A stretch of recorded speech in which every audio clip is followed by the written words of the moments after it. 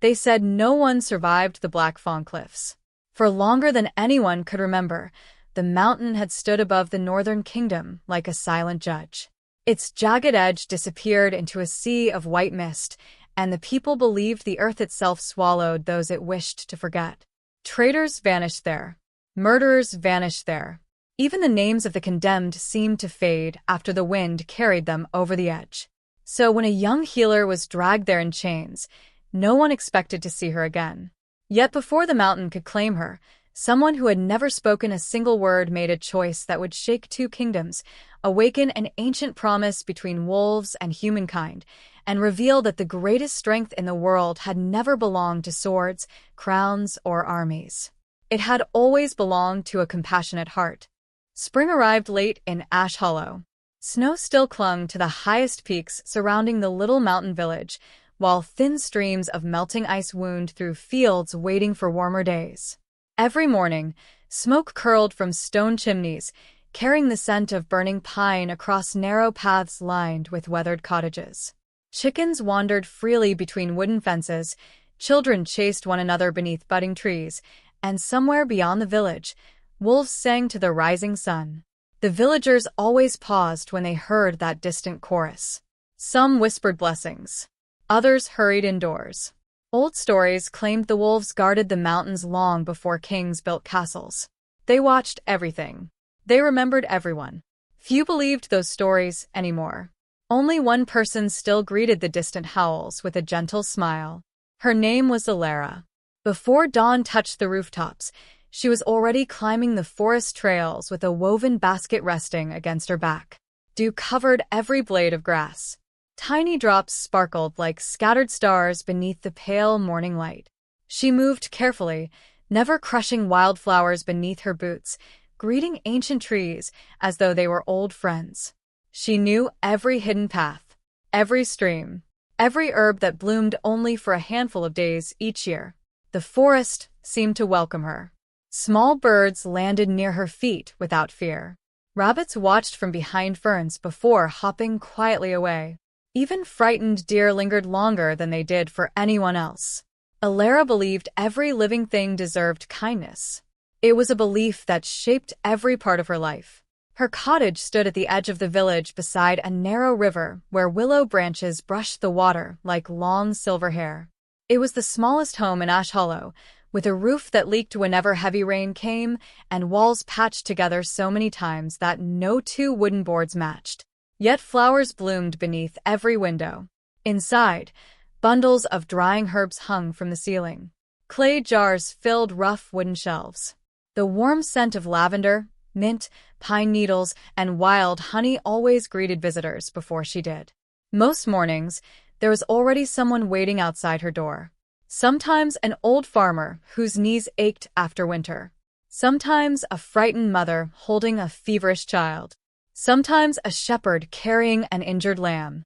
Elara welcomed every one of them. Never once did she ask whether they could pay.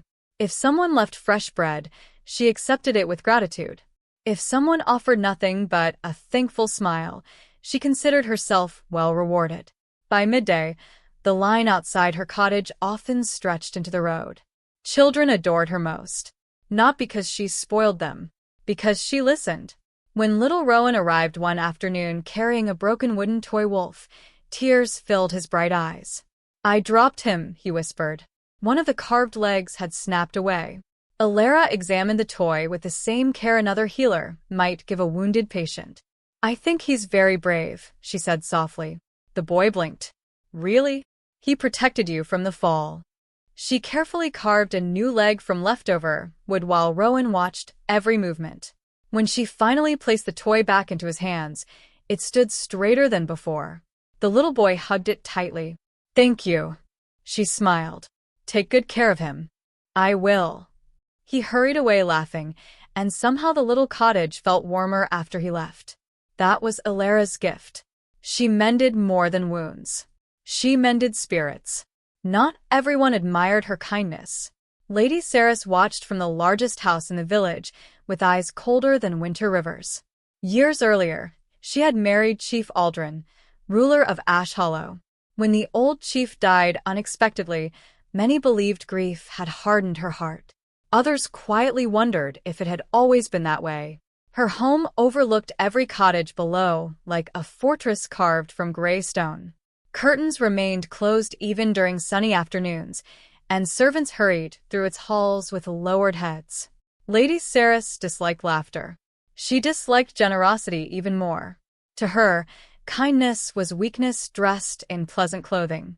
Again and again she heard villagers praising Elara. "The healer saved my daughter. She worked through the entire night. She refused payment. She blessed my harvest." Every grateful word planted another thorn inside Saris's pride. Why should an orphan living in a crumbling cottage receive more love than the widow of the village chief? Envy grows quietly, like roots beneath stone. Invisible, patient, waiting. One cool evening, Saris stood beside her window overlooking the village square. Below, Elara distributed bowls of hot stew to travelers caught in unexpected snowfall. One elderly man removed his gloves. "They're your last potatoes." Elara only smiled. "I'll find more tomorrow." But winter isn't finished. Neither is kindness. The old man lowered his eyes. He had no answer. Saris pulled the curtains shut with a sharp motion. "Fool," she muttered. Yet somewhere beneath her anger lay something more dangerous. Fear. Because people followed those they trusted. Not always those with titles. Weeks passed. Snow finally began surrendering to spring. The streams flowed faster each day. Children played outside longer. Hope returned to Ash Hollow. Then sickness arrived. No one knew where it came from. Perhaps traveling merchants carried it through the mountain pass. Perhaps melting water awakened something buried beneath old ice. One child developed a fever. Then another. Soon coughs echoed from nearly every cottage. Elara barely slept. Night after night she moved from home to home carrying steaming herbal mixtures, changing cool cloths upon burning foreheads, whispering encouragement to frightened families. Her own hands became rough from endless washing. Dark circles appeared beneath her tired eyes. Still she continued. She refused no one. Even Lady Saris came knocking. Not for herself. For her grandson. Little Tomas. The boy lay beneath heavy blankets inside the grand stone house. His face glowed red with fever. Each breath sounded shallow. Servants stood silently along the walls. No one dared speak. Elara examined him gently. She mixed willow bark, mountain thyme, honey, juniper berries. Everything she knew. For 3 days, she remained beside the child. She barely ate, barely closed her eyes. Each morning, she believed the fever had broken. Each night, it returned stronger. On the 4th morning, silence filled the room. The tiny chest beneath the blankets no longer rose. Lady Saris stared without blinking. For a long time she said nothing. Elara lowered her head. "I am sorry." No answer came. Only silence. Then suddenly, a porcelain cup flew across the room. It shattered against the stone wall beside Elara. "You let him die." The words cracked like thunder. Servants froze. Elara remained still. "I tried everything." "You poisoned him." "No." "You brought forest curses into my home." "No." "You practice forbidden magic." The accusation echoed through every corner of the chamber. Several servants looked at one another uneasily. Fear spreads quickly, especially when grief gives it permission. By sunset, whispers traveled through Ash Hollow. The healer failed. They say strange symbols were found among her herbs. My cousin heard wolves gather near her cottage every full moon. I always thought the birds acted strangely around her. Rumors never ask for proof. They only need frightened ears. Within 2 days, the village square overflowed with people. Faces once filled with gratitude now held uncertainty. Parents pulled children closer. Old friends avoided her eyes. Someone had painted black marks across her cottage door. Someone else overturned every flower beneath her windows. Elara quietly picked the flowers from the mud and replanted them. She never cursed those responsible, never shouted, never demanded justice. Only sadness lingered inside her eyes. Then came the village gathering. Storm clouds rolled across the mountains. Cold wind carried the smell of rain. The great bell rang slowly from the meeting hall. Every villager assembled. Lady Sarah stood upon the wooden platform wearing dark mourning clothes. Her voice carried across the square. You welcomed evil into our homes. She pointed toward Elara. You trusted a woman who speaks to beasts. Murmurs spread. You watched crops fail. More whispers. You watched children grow sick. Fear deepened. You watched my grandson die. Silence. Saris lifted a small leather pouch. Inside lay dried herbs. Ordinary healing herbs. Yet she held them as though displaying poison. I found these hidden beneath his bed. The crowd gasped. Elara recognized them instantly. She herself had placed them there to ease the child's breathing. She could explain. She could tell them every herb, every purpose, every treatment. She could defend herself. Instead, her eyes drifted toward an elderly woman standing near the back. Mara, the widow she had treated months earlier. Mara had secretly suffered from a sickness she begged Elara never to reveal because she feared becoming a burden to her family. To prove her innocence, Elara would need to reveal many such private truths. Promises entrusted only to her. She lowered her gaze. Silence became her answer. The villagers mistook compassion for guilt. One man stepped forward. If she's innocent, his voice trembled. Why won't she defend herself? Elara looked across the frightened faces surrounding her. Some had once shared bread with her. Some had laughed inside her cottage. Some she had held as babies. She felt no anger, only sorrow. If speaking would betray those who trusted me. Her voice remained calm despite everything. Then I choose silence. A heavy stillness settled across the square. Lady Sarah smiled. Barely, but enough. The verdict came before sunset. No trial. No witnesses. Only fear wearing the mask of justice. Chains closed around Elara's wrists. Cold iron bit into her skin. Children cried. Some adults looked away. Others convinced themselves they were protecting the village. As soldiers led her toward the northern path, rain began falling. Soft at first, then harder. Thunder rolled across the mountains.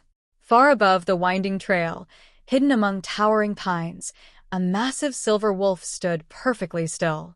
Its golden eyes never left the young healer below. Behind the wolf, almost invisible between the rain-soaked trees, a tall young man wearing a gray cloak rested one hand against the animal's neck. His face remained calm. His lips never moved. Yet the wolves around him lifted their heads as one. Watching. Waiting. As Elara disappeared into the storm toward the Black Fawn Cliffs, neither she nor the villagers realized that someone had already chosen not to let the mountain become her grave. The storm reached the Black Fawn Cliffs long before the prisoners did. Rain swept across the mountain in silver sheets, driven sideways by a wind that howled through the narrow passes like something alive. Every gust carried the smell of wet stone and ancient pine. Above, dark clouds swallowed the last light of day until the world became little more than shadows and mist. The cliffs waited. They had waited for centuries. No monument marked the place. No carved gate welcomed travelers. Nature itself warned people away. The path narrowed until only one cart could pass. Jagged rocks rose like broken teeth on either side, and twisted black pines leaned over the abyss, as though trying to look inside it. Even the horses refused to step closer. They snorted nervously, stamping their hooves against the soaked earth. One of the guards tightened his grip on the reins. I don't like this place. Another forced a laugh that sounded hollow against the wind. No one does. Behind them, Elara walked quietly. Her wrists were still bound by heavy iron chains. Rain soaked her hair until dark strands clung against her face. Mud coated the hem of her simple dress, and every step over the rocky trail sent pain through bruises she had earned when the villagers dragged her from her home. Yet she did not lower her head. She looked ahead, not toward the guards. Not toward Lady Saris, toward the mountains. The same mountains she had wandered since childhood. The same forests that had given her herbs to heal strangers. Tonight they seemed strangely silent. as though every living creature held its breath. Lady Cerys rode beneath a covered wagon despite the weather. A thick fur cloak protected her from the rain, while servants held lanterns above her. She never looked at Elara. Not once. Hatred had already done its work. Now only pride remained. When the procession finally reached the edge of Black Fawn Cliffs, everyone stopped. The ground simply ended. Beyond it stretched nothing but endless, white mist. The valley below remained invisible. Only the sound reached them. Water crashing against unseen rocks. Wind roaring through hidden caverns. Somewhere far beneath the clouds, the mountain breathed. One elderly guard quietly removed the wooden wolf charm hanging around his neck. He kissed it before slipping it into his pocket. Another noticed. "You still believe those old stories?" The old man answered without lifting his eyes from the abyss. "My father told me the mountain remembers every innocent soul." The younger guard scoffed. "And what does it do with them?" The old man looked into the fog. "I never stayed long enough to find out." No one laughed. Lady Cerys finally stepped from her wagon. Her boots never touched mud. Servants quickly spread thick blankets across the wet ground before she walked. She approached Elara slowly. For a long moment she simply studied the young healer. Rain rolled from Elara's face. She looked exhausted, hungry, cold. Yet there was no hatred in her eyes. Only sadness. That expression irritated Cerys more than any scream could have. "You could still admit what you are." Elara blinked. "I already have." "You are a liar." "I am a healer." "You bewitched this village." "I tried to save it." "You killed my grandson." Silence answered. Not because Elara had no words. Because she knew grief had built walls no truth could climb. Lady Cerys leaned closer. "You should have begged." Elara met her gaze. "I prayed." "For yourself?" "For Tomas." Something flickered across Cerys's face. Pain. Only for an instant. Then it disappeared beneath anger once more. She turned sharply. "It is finished." The guards hesitated. No one wanted to be first. Finally, the oldest stepped forward. "I'm sorry," he whispered so quietly only Elara heard him. She smiled. A small, gentle, almost impossible smile. "You were kind to my mother when she was sick." His eyes widened. "You remember?" "I remember everyone." The old man's hands trembled as he unlocked the chains from the wagon rail. Not from her wrists. Just enough for her to walk. He could not change her fate, but he refused to drag her to it. They walked the final few steps together. The cliff edge lay only a few feet away. Wind tore at Elara's clothes. Mist drifted upward from the abyss, wrapping around her ankles like ghostly hands. She closed her eyes. The mountain air smelled different here. Older, cleaner, almost familiar. She remembered collecting flowers near these cliffs as a little girl. Her mother had always warned her never to come too close. The mountain listens. Elara had laughed. "Can mountains hear?" Her mother had smiled. "Some hearts hear without ears." The memory faded as thunder rolled overhead. Lady Cerys raised one hand. "May the mountain judge what we could not." Two guards gently placed their hands against Elara's shoulders. Neither pushed immediately. Neither could. She looked once toward the dark sky. Rain touched her eyelashes. Softly she whispered, "I forgive you." No one answered. The wind swallowed the words.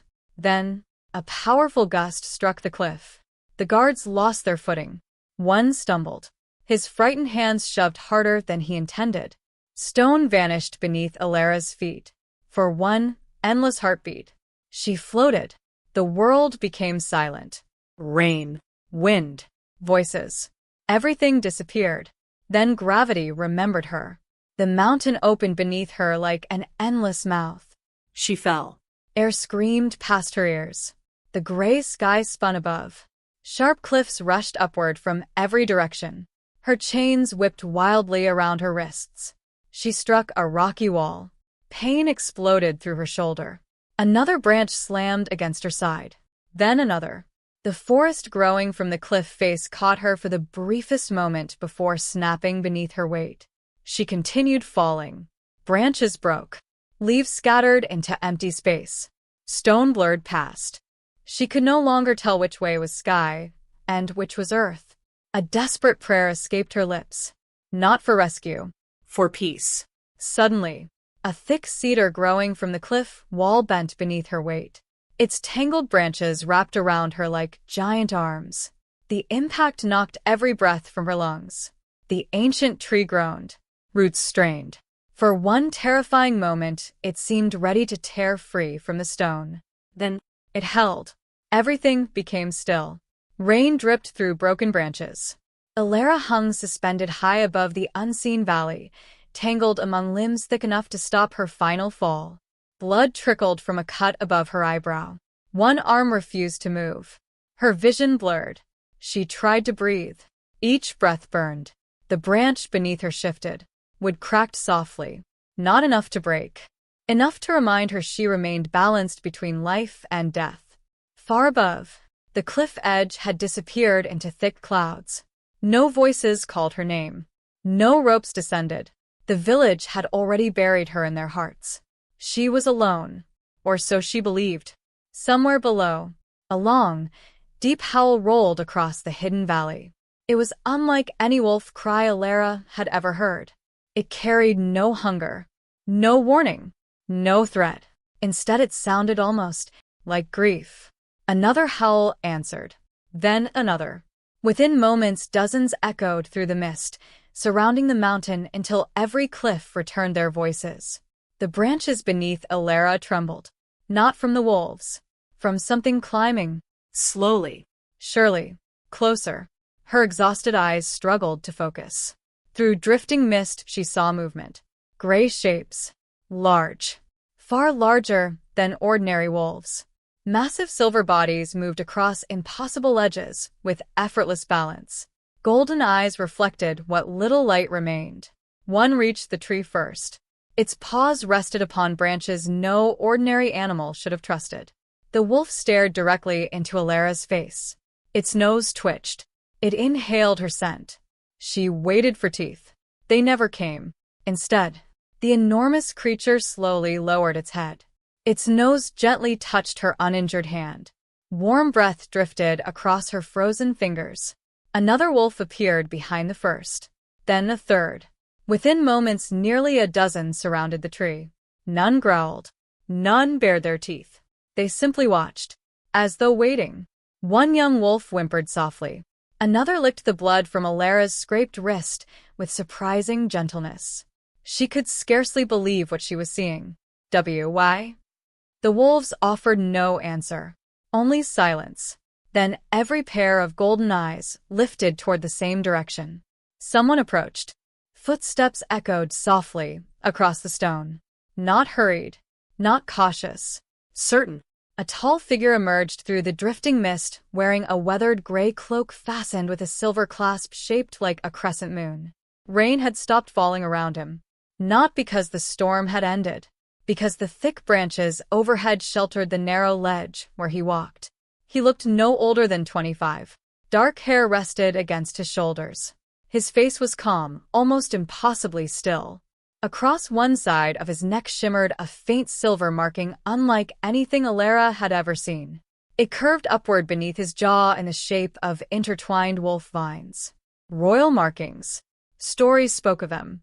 Every child in the northern kingdoms knew the legend. Only those born into the Alpha King's bloodline carried the moon mark. Her tired heart skipped. Impossible. The stranger reached the tree. The wolf stepped aside immediately. Not out of fear, out of respect. He looked at Elara. Long. Quietly. There was no suspicion in his eyes. No pity. Only deep concern. He knelt upon the branch with remarkable balance, carefully examining the broken limbs supporting her weight. One glance told him everything. Another minute, perhaps less, the tree would fail. Without hesitation, he removed the leather strap securing his cloak. He wrapped one end around the thick trunk, the other around his own waist. Then he crawled farther over empty space until he reached her. Elara wanted to speak, to ask who he was, why he had come. Instead, exhaustion stole her voice. The stranger gently reached for the chains still wrapped around her wrists. He examined the iron. His expression darkened ever so slightly. Not anger. Sorrow. From beneath his cloak, he produced a small knife carved from pale bone. The blade was unlike steel. It glowed faintly beneath the dim light. One careful movement. The rusted chain snapped. Not cut. Broken. As though it had become brittle glass. Elara stared. He offered no explanation. His movements remained calm. Patient. He supported her weight while carefully freeing her from the branches. Every motion showed practiced strength without a trace of forcefulness. She noticed his hands. Scarred. Old wounds crossed his knuckles and palms. The hands of someone who worked, protected, Endured. not the soft hands of a prince. When she finally slipped free, her knees buckled immediately. Before she could fall again, he caught her. One arm supported her shoulders. The other steadied her feet against the narrow ledge. She looked into his eyes. They were the same color as the wolves. Warm gold touched by quiet sadness. You? Her voice barely existed. Saved me. The young man smiled. Only slightly. Then, He shook his head, as though saying, not I. The wolves. A sudden cracking sound echoed above them. The cedar tree finally surrendered. With a roar of splintering wood, it tore free from the cliff and disappeared into the endless mist below. Elara watched in stunned silence. Had they arrived even moments later, she would have fallen with it. The stranger slowly extended his hand toward her. An invitation. Nothing more. No command. No pressure. Only trust. She hesitated for the briefest moment, then placed her trembling hand inside his. His grip was warm despite the cold mountain air. Strong. Steady. The wolves gathered around them without a sound. One enormous silver wolf moved to the front of the group and gently brushed its shoulder against the young man's arm before looking at Elara, almost as though welcoming her. The stranger turned toward a narrow passage hidden behind curtains of hanging vines. Few would have noticed it.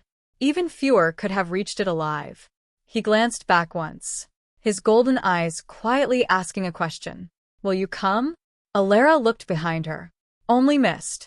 Only death. She looked ahead. A silent prince. A circle of wolves. A path leading into the unknown. She took one slow breath and followed him into the hidden heart of the mountain. The hidden passage swallowed the last traces of the storm. Within only a few steps, the roar of the wind faded until it became nothing more than a distant whisper beyond the stone walls. Water dripped steadily from the ceiling, each drop echoing softly through the narrow tunnel. Pale strands of glowing moss stretched across the rock like tiny stars, casting enough light to reveal the path without a single torch. Elara walked carefully. Her body protested every movement. Each breath reminded her of bruised ribs, and the deep cut across her shoulder had begun to stiffen beneath the cold. Still, she refused to complain. The silent stranger noticed anyway. Without breaking stride, he slowed his pace.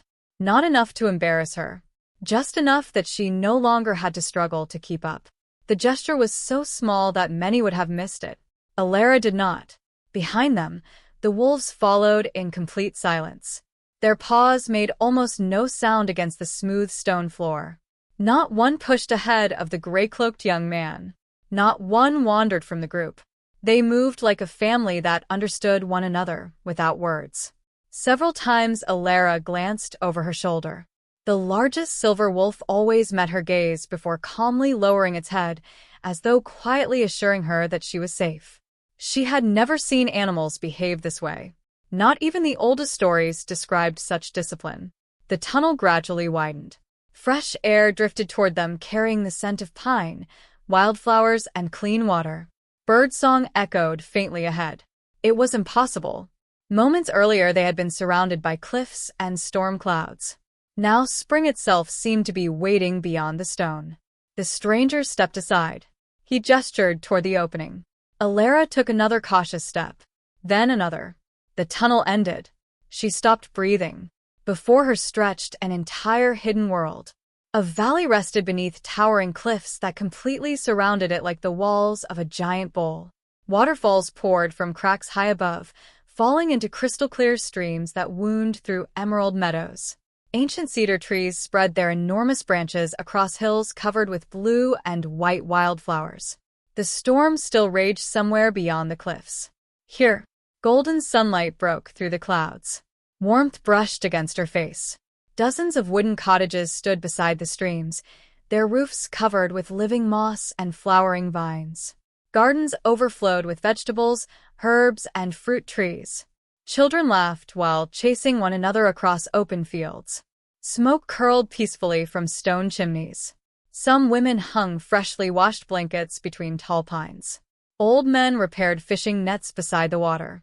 Nearby, wolves rested beneath trees while children leaned comfortably against their massive sides as if such a sight were the most ordinary thing in the world. No fear, no chains, no shouting, only peace. Tears unexpectedly filled Elara's eyes. She whispered almost to herself, "I thought places like this only existed in stories." The stranger watched her quietly. A gentle smile touched his lips. One little girl noticed them standing near the tunnel entrance. She couldn't have been older than 6. Golden curls bounced around her face as she ran barefoot across the grass.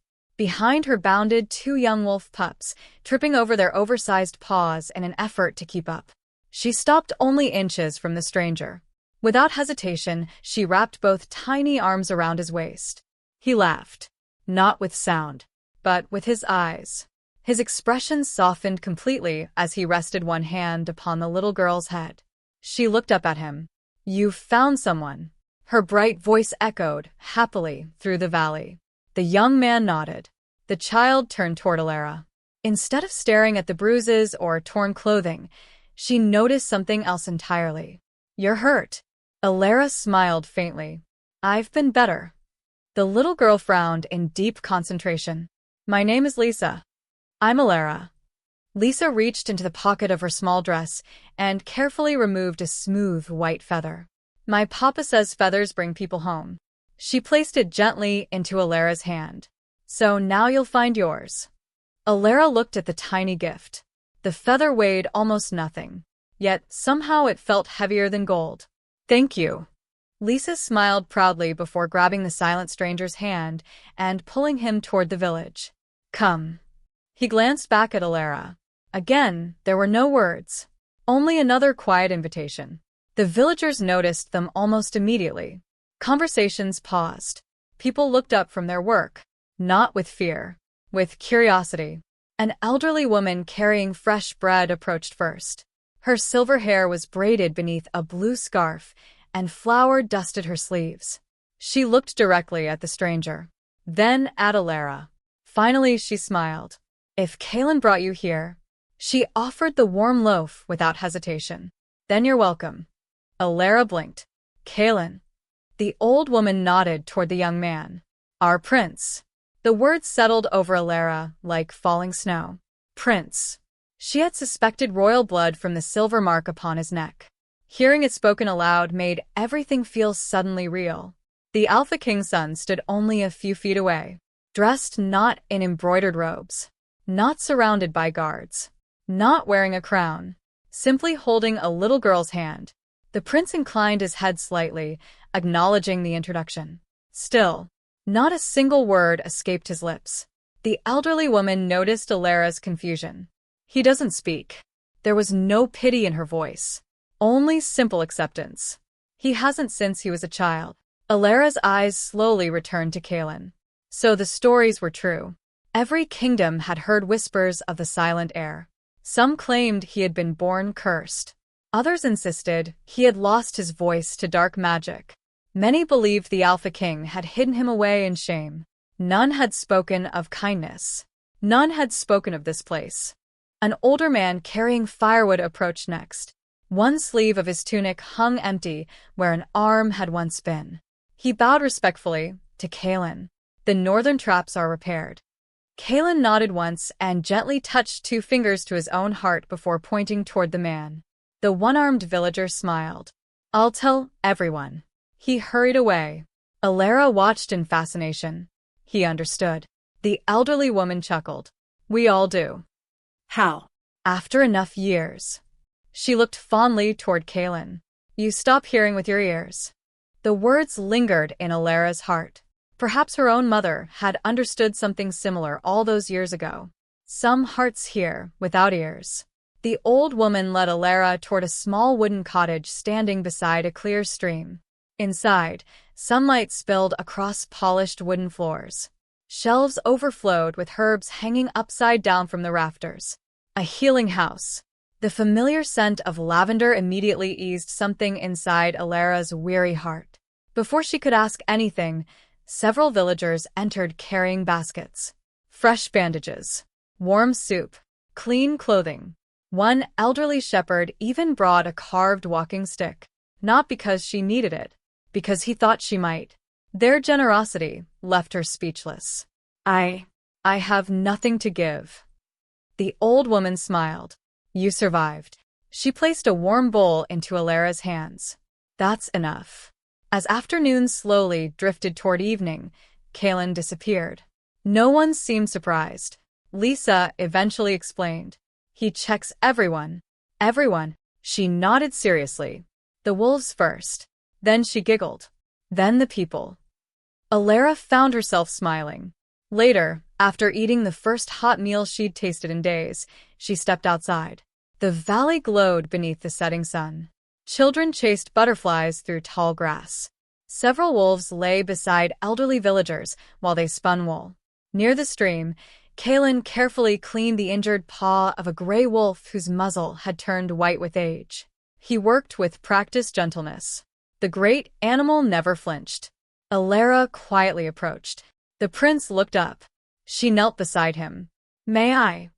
He studied her face for a moment before sliding the small bowl of herbal paste toward her. She examined the wolf's paw. A deep thorn remained lodged beneath one pad. The wolf's breathing quickened slightly. Elara gently rested one hand beneath its chin. It's all right. Her voice barely rose above the breeze.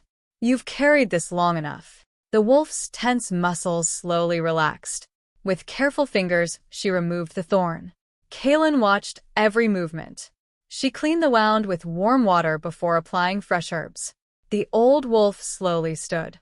It tested the injured paw. One cautious step, then another. Finally, it walked across the grass without limping. The animal returned, lowered its enormous head, and gently pressed its forehead against Elara's shoulder. A simple gesture, yet every wolf nearby lifted its head at the same moment. The valley fell strangely quiet. Even the birds seemed to pause. Caelan looked toward the oldest cedar tree standing at the center of the valley. Its trunk was wider than an entire cottage. Silver symbols glowed faintly beneath its bark. Only for an instant. Then they disappeared. Elara frowned. Did you see? Caelan nodded. His expression had changed. Wonder, mixed with concern. That night the valley gathered around a great fire. Fresh bread passed from hand to hand. Stew simmered inside enormous iron pots. Musicians played gentle melodies upon wooden flutes while children danced beneath strings of glowing lanterns. No throne. No noble tables. Everyone shared the same meal. Elara sat quietly, still feeling more like a visitor than a member of the gathering. A little boy climbed beside her. He held a wooden carving of a wolf with one ear missing. My name's Finn. She smiled. Hello, Finn. Prince Caelan said you fix things. She looked toward Caelan across the fire. He was speaking with no one, simply smiling as the children climbed all over the enormous wolves resting nearby. Finn held out the broken carving. My papa made him. Elara accepted it gently. I think I can help. She borrowed a small knife and patiently shaped a new ear from a fallen cedar twig. When she finished, she rubbed warm oil into the wood. The carving looked whole once more. Finn's eyes grew wide. He looks even better. Elara laughed softly.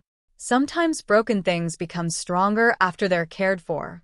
Across the fire, Caelan had been watching. Their eyes met only briefly. For the first time since meeting him, his smile reached all the way into his golden eyes. It was quiet, almost shy, yet it warmed something inside her that the mountain winds never could.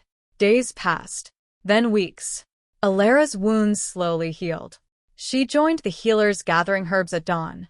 She taught children which berries were safe to eat and which plants soothed bee stings. She helped repair roofs damaged by winter snow. The valley gradually stopped treating her like a guest. Without anyone noticing exactly when, she simply became one of them. Every morning, Caelan appeared outside the healing house before sunrise. Never knocking, never speaking, only waiting. Together they climbed the hills collecting herbs while wolves wandered freely ahead. Silence never felt uncomfortable beside him. Sometimes they communicated through simple gestures. Sometimes through smiles. Sometimes through nothing at all. One misty morning they reached the ancient cedar standing alone upon the eastern hill. The tree was older than memory. Its bark shimmered faintly beneath the morning dew.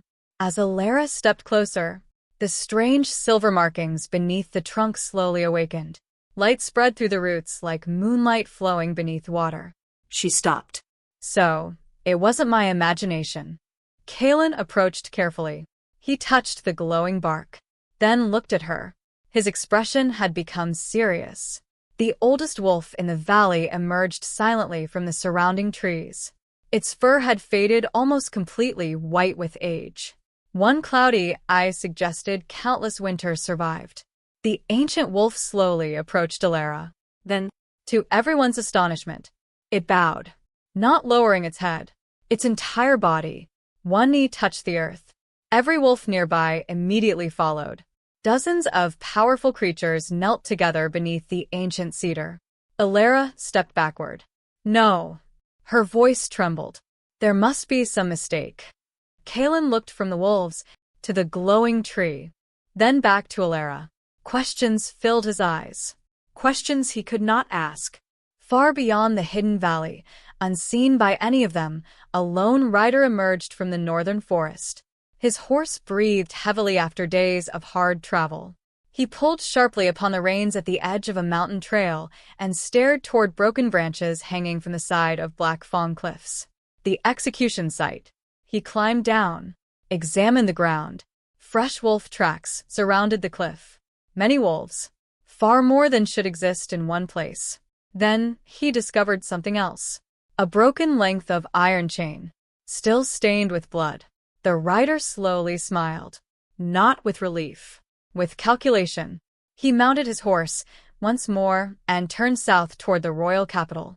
Some secrets had survived the mountain, and someone powerful would pay dearly to learn the truth. Morning arrived over Moonfall Sanctuary wrapped in a veil of silver mist. The waterfalls caught the first rays of sunlight and scattered them across the valley like drifting pieces of crystal. Birds called from the cedar branches, while the streams murmured softly over smooth stones polished by centuries of flowing water. It should have been another peaceful day. Yet something invisible had changed. Even the wolves sensed it. The great silver pack that usually wandered freely through the meadows remained close to the cottages. Their ears twitched at every distant sound. Several stood facing the cliffs rather than the forest, their noses lifted into the cool morning air. They were listening, waiting. Elara noticed it as she carried a basket of fresh herbs toward the healing house. The oldest wolf, the white elder who had bowed before her beneath the ancient cedar, stood motionless beside the eastern hill. His cloudy eye remained fixed upon the mountains beyond the valley walls. She walked toward him slowly. "You feel something, don't you?" The old wolf did not move. A breeze drifted through the grass. It carried a scent unlike the flowers growing nearby. Smoke. Iron. Horse sweat. Not close enough to bring danger today. Close enough to promise tomorrow. Behind her, quiet footsteps approached. Caelan. He stopped beside the old wolf, studying the distant cliffs with the same calm expression he always wore. But Elara had learned to read the smallest changes in him. His shoulders had become slightly rigid. One hand rested near the hunting knife at his belt. Not because he expected to fight, because he was preparing to protect.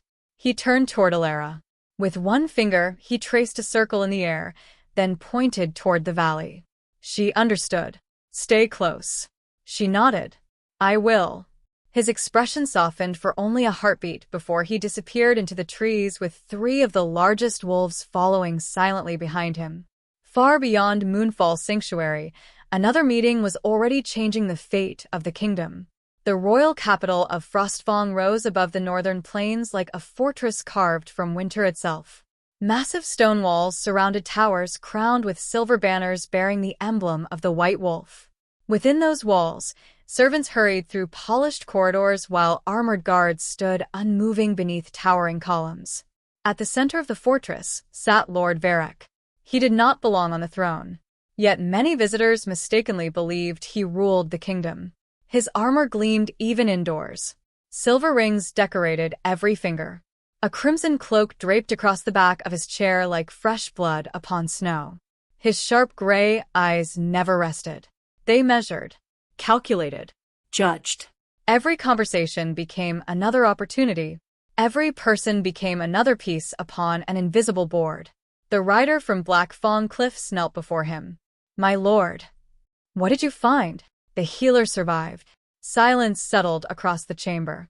Varric slowly leaned forward. "Impossible. There were wolf tracks."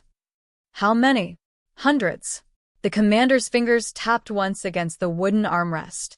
"And a broken chain." He placed the rusted iron upon the table. "Dried blood." Varric examined it carefully. Then He smiled. Not warmly. Not triumphantly. Like a hunter who had finally found fresh footprints after weeks of searching. "So," he whispered. "the prince has revealed himself." Hours later, another visitor entered the chamber. Lady Cerys. She looked older than when Elara had last seen her. Dark circles rested beneath her eyes. Grief still lingered there. But grief had long since become something else. Ambition. She bowed only enough to satisfy tradition. "My lord, you failed." The words struck harder than any slap. Her jaw tightened. She should have died. But she didn't. "We searched the valley. And found nothing. Because the cliffs hide their secrets." Lord Varric stood and walked toward the great window overlooking the city. Snow still covered the distant rooftops. "The people already whisper." Cerys frowned. "What whispers?" "That wolves carried away an innocent woman." She felt a chill. They wouldn't believe such nonsense. They believe whatever gives them hope. He turned. "And hope is far more dangerous than fear." Cerys remained silent. Varric's voice became colder. "You told me eliminating the healer would end the rumors. It should have. It has done the opposite." He stepped closer. "If the villagers discover she lives, they won't. They will." His eyes narrowed. "And if they learn my king's silent son protected her." Neither finished the thought. Neither needed to. The consequences were obvious.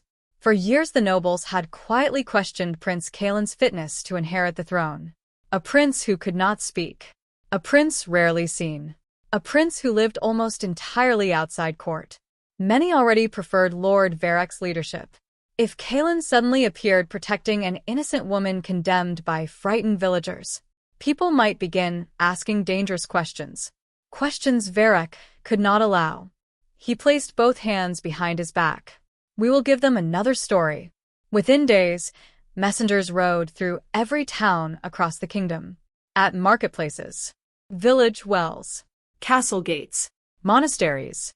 The same story spread like wildfire. The silent prince has fallen under the spell of a forest witch. The woman survived impossible death. She commands wolves. She hides beneath the cursed mountains. The prince prepares rebellion against his father. People gasped. Whispered. Wondered. Most had never seen Caelan. That made the lies easier to believe.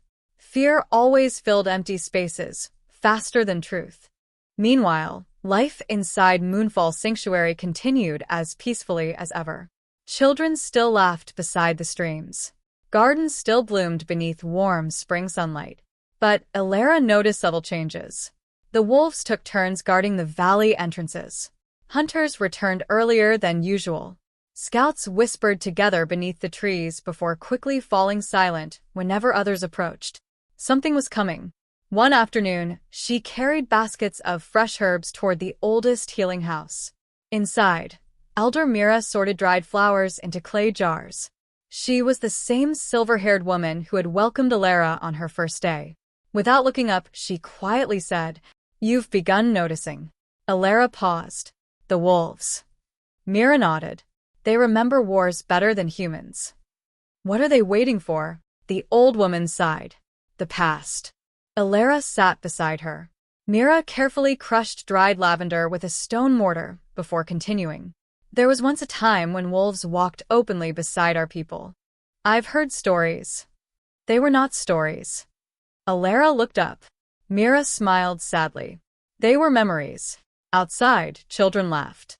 The sound drifted gently through the open window. "We guarded one another." Mira continued. "The kings listened before giving judgment. The wolves trusted our promises." "What changed?" "Hunger." She stopped grinding the herbs. Not for food. For power. She looked directly into Elara's eyes. When men begin loving crowns more than people, ancient friendships die. The room fell quiet. After several moments, Elara asked softly, "Why does everyone here trust Caelan so completely?" Mira smiled again. "Because he never asks anyone to follow him." That evening, Caelan returned carrying an injured wolf pup wrapped carefully inside his cloak. The tiny creature could not have been more than a few months old. One hind leg hung awkwardly. Its frightened heartbeat was visible beneath its damp silver fur. The moment Elara saw it, she hurried forward. "What happened?" Caelan crouched beside her. He gently brushed 2 fingers against the pup's side before pointing toward deep claw marks crossing the tiny body. Bear. "A large one." Elara examined the wounds. "They're clean." Caelan nodded. He had already washed them. She smiled. "You've become a fine healer." He looked almost embarrassed. The expression made Lisa giggle from nearby. "I told you." She whispered loudly enough for everyone to hear. "Our prince takes care of everybody." Caelan rubbed the back of his neck, while several children laughed. Even the wolves seemed calmer. For the next hour, Elara carefully splinted the pup's broken leg using smooth willow branches wrapped with soft cloth. Throughout the treatment, the frightened little wolf never snapped once. Instead, it buried its tiny nose against Caelan's arm whenever pain became too much. When the bandage was finished, Elara stroked the pup gently. "You'll run again." The little wolf looked at her. Its tail gave one small wag. Then another. Lisa clapped happily. "He believes you." Elara smiled. "I hope so." Caelan looked between the wolf pup and Elara.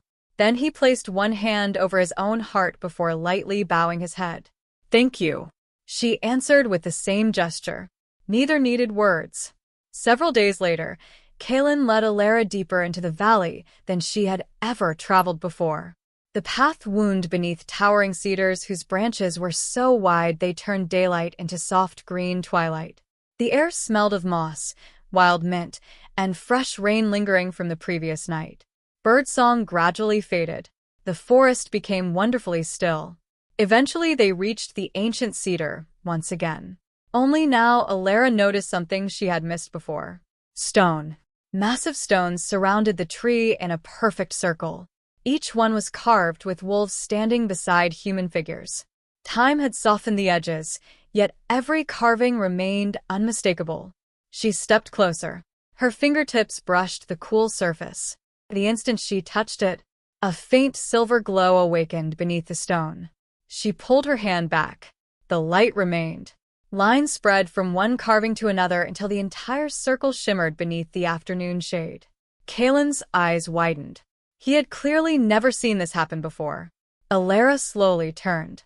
The roots beneath the ancient cedar had begun glowing as well. Not brightly, softly, like moonlight beneath clear water. She whispered, "What is this place?" Before Caelan could respond with gestures, another voice answered. "It is older than every kingdom above these mountains." They turned. An elderly man stepped carefully between the trees. His beard reached almost to his waist. Weathered robes of gray and white hung loosely upon his thin frame. A carved wooden staff supported each slow step. The wolves immediately lowered their heads. Even Caelan bowed respectfully. Elara followed his example. The old man smiled kindly. "So." His bright blue eyes rested upon her. "The guardian heart has finally come home." Elara's breath caught. I don't understand. You will. He looked toward the glowing carvings. But understanding has always required patience. He introduced himself simply. I am Orin. The keeper? Caelan signed respectfully. Orin nodded. The last one. He approached the stones and rested one wrinkled hand against their ancient surface. Many centuries ago, before our kingdoms carried names, wolves and humans swore an oath beneath this tree. His voice blended naturally with the whispering leaves. They would protect life together. What happened? The oath weakened. Were they betrayed? He smiled sadly. No. They forgot. Elara looked again at the glowing carvings. And me. Orin studied her quietly. You carry something this world has not seen for generations. I carry nothing. You carry compassion that asks for nothing in return. She lowered her eyes. I only try to help. Exactly. The old keeper gently tapped the nearest stone. The legends never spoke of the strongest warrior. They spoke of the kindest soul. Elara shook her head. There must be someone else. There wasn't. There is. His smile deepened. And that is why the tree answered you. Before she could ask another question, a deep howl echoed across the valley. Not a greeting. A warning. Every wolf lifted its head at once. Caelan spun toward the western cliffs. The peaceful expression disappeared from his face. One of the scouts burst through the trees, breathing hard. He dropped to one knee before Caelan, then pointed urgently toward the mountains. Smoke.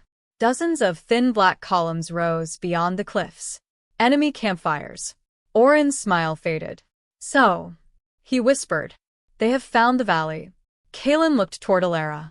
For the first time since she had met him, she saw unmistakable fear in his golden eyes. Not fear for himself. Fear for everyone who called Moonfall Sanctuary home. The first horns echoed through the mountains before dawn. Their low, distant calls rolled across the cliffs like approaching thunder, bouncing from one rocky wall to another until the hidden valley itself seemed to tremble. Birds burst from the cedar trees in frightened flocks, climbing high into the pale morning sky. The waterfalls continued their endless song, but beneath that familiar sound another rhythm had appeared. Boots. Hundreds of boots. Not yet close enough to enter Moonfall Sanctuary. Close enough that no one could pretend the danger belonged to tomorrow. Children who usually woke laughing remained inside their cottages. Mothers quietly packed blankets and dried food into woven baskets. The blacksmith stopped repairing farming tools and instead sharpened old hunting spears that had not been touched in years. No one shouted. Fear did not always arrive with panic. Sometimes it moved through people in silence. Caelan stood at the highest ridge, overlooking the narrow mountain approaches. 3 scouts waited beside him, pointing toward distant columns of smoke rising between the cliffs. The wolves spread across the rocks in small groups, watching every path that could possibly lead into the valley. Elara climbed the hill carrying fresh bandages over one shoulder. She stopped beside him. The fires are closer. Caelan nodded. His golden eyes never left the horizon. One scout knelt beside a rough map carved into the dirt with the tip of his knife. He pointed towards several narrow passes. They're searching every gorge. His voice remained calm despite the news. They don't know where we are. Yet. The words settled heavily among them. Caelan crouched beside the map. Using a small stick, he marked 3 different routes leading away from the sanctuary. Emergency paths. Hidden tunnels. Escape roads. Elara stared at them. You've planned this before. He paused. Then slowly nodded. She felt an ache she could not explain. How many years had he lived expecting to run? How many peaceful mornings had begun with preparations for disaster? She looked toward the valley below. Children chased one another only yesterday. Now those same children quietly filled water skins while trying not to notice the worry on their parents' faces. No one deserved such a life. Not after finding peace. Not after building a home. Elder Orin appeared beside them, leaning heavily upon his carved staff. The sanctuary can survive another hiding. His weathered voice blended with the morning breeze. It has before. Elara looked at the old keeper. But the children cannot. He remained silent. She continued. They've spent their entire lives learning where to run. A little girl below stumbled while trying to carry a bundle almost larger than herself. Instead of crying, she simply picked it up again, as though she had practiced this many times. Elara watched the child for a long moment. Then something inside her settled, like snow finally reaching the ground after drifting through the sky. She turned toward Caelan. I can't let this continue. He looked at her. She saw the answer forming in his eyes before he even moved. No. She smiled sadly. I know. He shook his head more firmly. His hands moved quickly. Danger. Too dangerous. They're looking for me. He pointed toward the valley.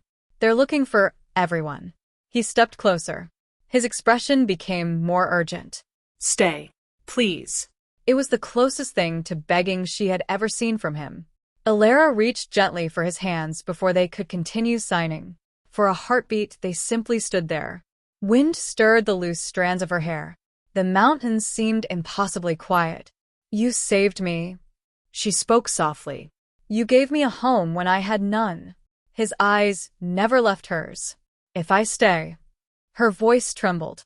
They'll never stop hunting. She glanced toward the frightened families below.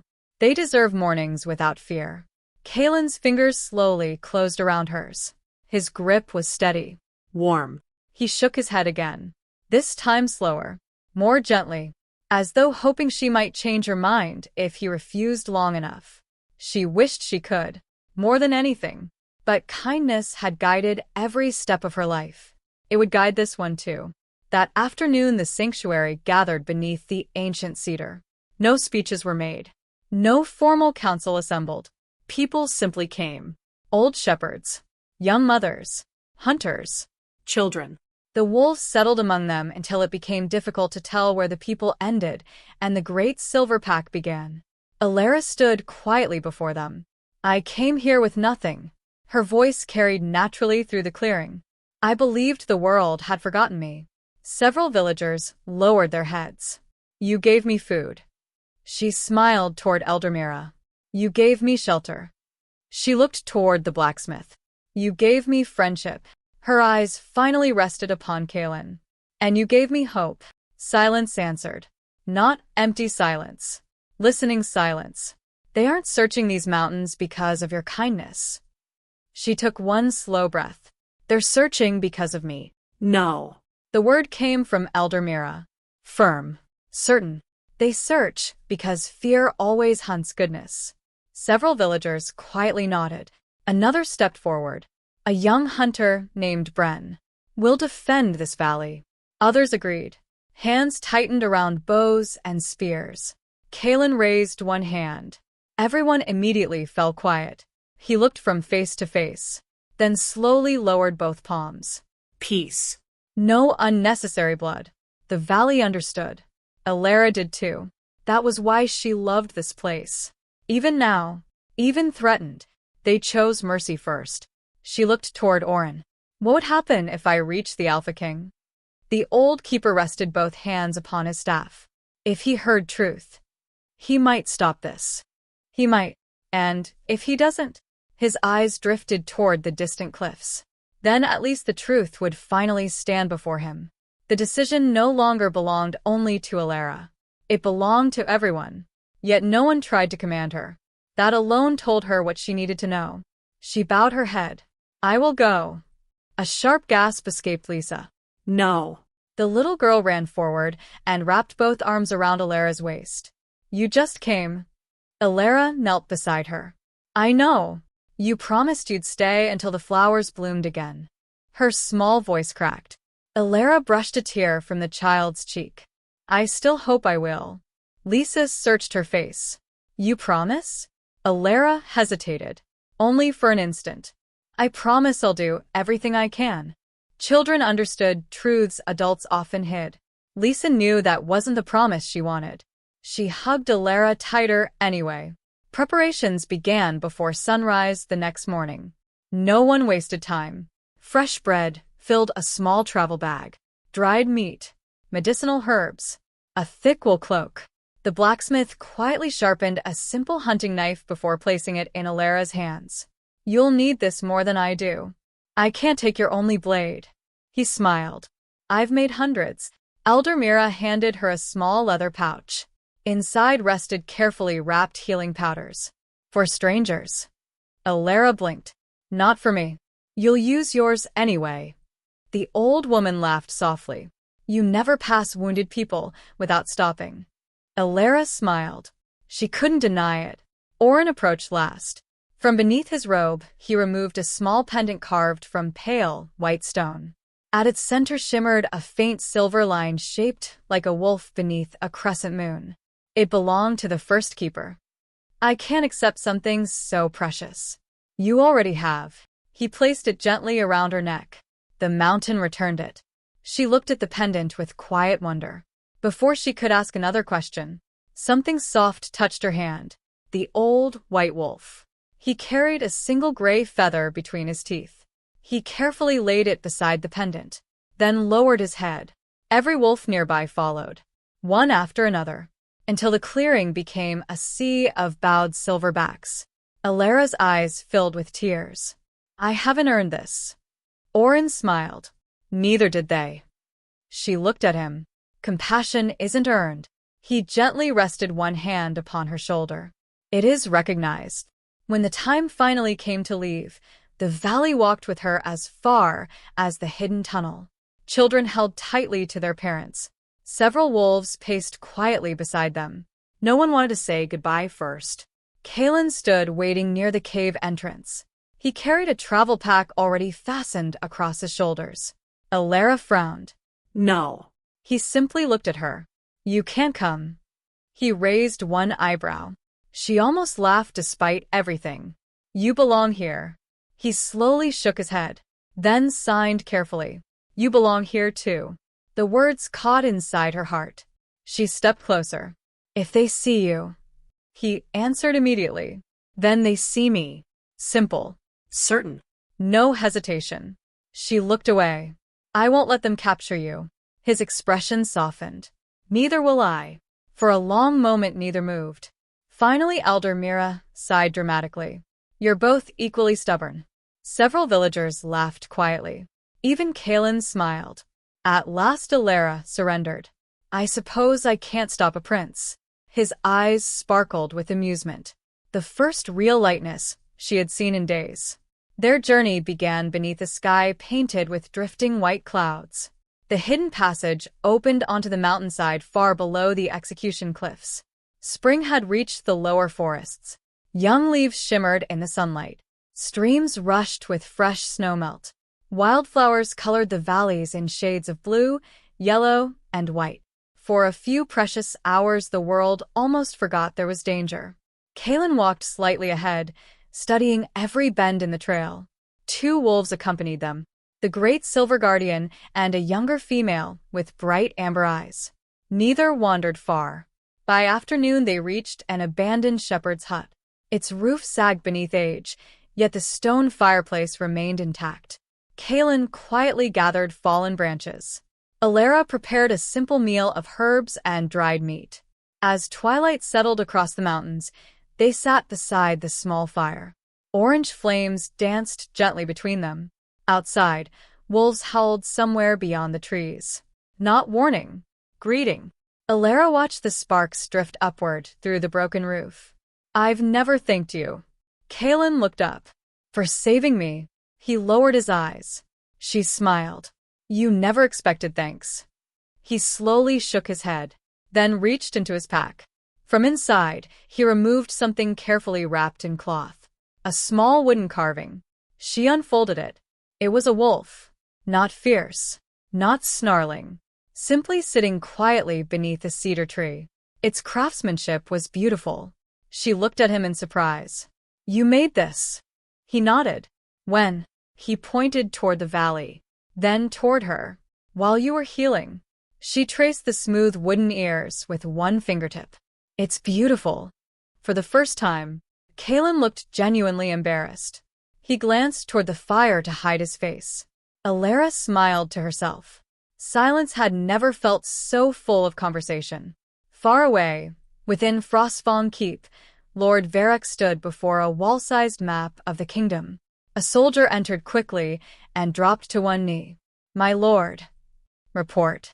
"Our scouts found fresh tracks leaving the western mountains." "How many travelers?" "2 humans." The commander looked up. "And 2 wolves." A slow smile spread across Varric's face. "They've finally left their nest." He placed one finger upon the map. The royal road. Then another. The river crossing. Finally, the great forest leading toward the capital. "Send riders." His voice remained calm. "Not to kill them." The soldier looked surprised. "My lord, I want them followed." He smiled coldly. "They're about to lead us somewhere far more valuable than themselves." Outside the castle, ravens circled high above the towers. Far to the west, unaware of the trap quietly closing around them, Elara and Caelan watched the last light fade behind the mountains. The road to Frostfang Keep had only just begun. And somewhere ahead, hidden beneath polished stone walls and royal banners, betrayal was already waiting for them. The mountains slowly gave way to forests. For 3 days, Elara and Caelan followed forgotten trails known only to shepherds, hunters, and wolves. The towering cliffs faded behind them, replaced by rolling hills covered in pine and silver birch. Streams crossed their path so often that their boots were rarely dry, and every evening they found shelter beneath ancient trees whose branches reached across the sky like welcoming hands. The journey should have been peaceful. Instead, every mile carried the feeling that unseen eyes were following them. Not once did Caelan mention it. He did not need to. His movements had changed. Whenever they entered an open meadow, he paused before stepping into the sunlight. Whenever they crossed a stream, he carefully brushed away their footprints with leafy branches. At night, he never slept deeply. Elara often woke to find him sitting quietly beside the dying fire, while one of the wolves stood beside him, both staring into the darkness beyond the trees. The forest whispered. Something hunted them. On the 4th morning, they reached the village of Pine Crossing. It rested beside a broad river where an old stone bridge connected the northern and southern trade roads. Smoke rose from dozens of cottages, but there was little laughter. Faces looked tired. Market stalls stood nearly empty. Farmers spoke in hushed voices. Several houses had broken windows that no one seemed eager to repair. Elara noticed another change almost immediately. Soldiers. Not royal guards. Lord Varric's men. Their black cloaks carried no symbol of the White Wolf. Instead, each cloak bore a silver hawk clutching a sword. They patrolled every street. Watching. Questioning. Intimidating. Caelan gently touched Elara's sleeve before they entered the village. His fingers moved. "Keep your hood up." She nodded. The wolves disappeared into the surrounding woods, remaining close enough to protect them without drawing attention. The 2 travelers blended into the slow-moving crowd. At least, for a little while. Near the marketplace, an elderly baker struggled to lift a heavy sack of flour onto his cart. His hands shook violently. The sack slipped. Before it struck the ground, Elara caught one side. Together they lowered it safely. The old man smiled gratefully. "Thank you. You shouldn't lift that alone." He laughed weakly. "My sons were taken for military service last winter." His smile faded. "So now these old bones do the work." Elara noticed his wrists. Red. Swollen. Years of hard labor. Without thinking, she reached into her pouch and removed a small packet of herbs. "Boil these tonight." He looked surprised. "For pain?" She nodded. "It won't cure everything." She smiled gently. "But tomorrow will hurt a little less." The old baker stared at the herbs. "I have no money." "I didn't ask for any." He blinked several times before quietly bowing his head. "May the mountain remember your kindness." Caelan watched the exchange. Although he had expected nothing less from her, he still smiled. The wolves had been right. She could not pass suffering without trying to ease it. Unfortunately, someone else had been watching too. Across the marketplace, one of Varric's officers narrowed his eyes. He had heard the old saying many times. The mysterious healer never accepted payment. He watched the hooded woman move through the crowd. Every few steps someone seemed to smile because of her. Children looked less frightened when she knelt to tie a loose sandal. A crying little girl stopped sobbing after Elara gently returned her lost wooden doll. Kindness left a trail, and trails could be followed. The officer quietly motioned to two soldiers. "Keep your distance." He never raised his voice. "Find out where they sleep tonight." By evening, Elara and Caelan had rented a tiny room above an aging inn overlooking the river. Rain tapped softly against the windows.